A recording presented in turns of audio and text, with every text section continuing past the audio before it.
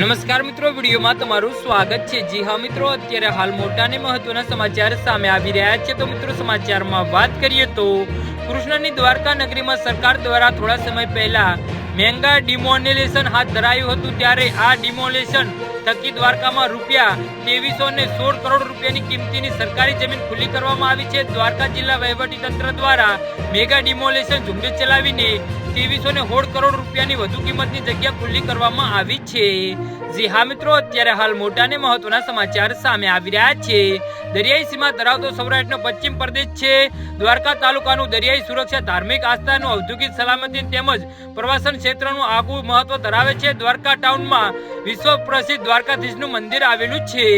જી હા મિત્રો, જે દેશ વિદેશના કરોડો ભક્તોનું આસ્થાનું કેન્દ્ર છે। આ ઉપરાંત દ્વારકા તાલુકામાં જ્યોતિર્લિંગ શ્રી નાગેશ્વર જ્યોતિર્લિંગ મંદિર છે, રૂક્ષ્મણી મંદિર છે અને ગોપી તળાવ, બેટ દ્વારકા ખાતે શ્રી દ્વારકાધીશ મંદિર ખાતે ભીમરાણા શ્રી મોગલ માતાજી જેવા અનેક ધાર્મિક સ્થળો પણ આવેલા છે। જી હા મિત્રો, તો આના વિશે તમારું શું કહેવું છે તો નીચે અમારી કમેન્ટ બોક્સમાં જરૂરથી જણાવજો અને અમારી યુટ્યુબ ચેનલને સબસ્ક્રાઇબ કરવાની ભૂલતા નહીં। વિડીયો પૂરો જોવા બદલ તમારો ખૂબ ખૂબ આભાર।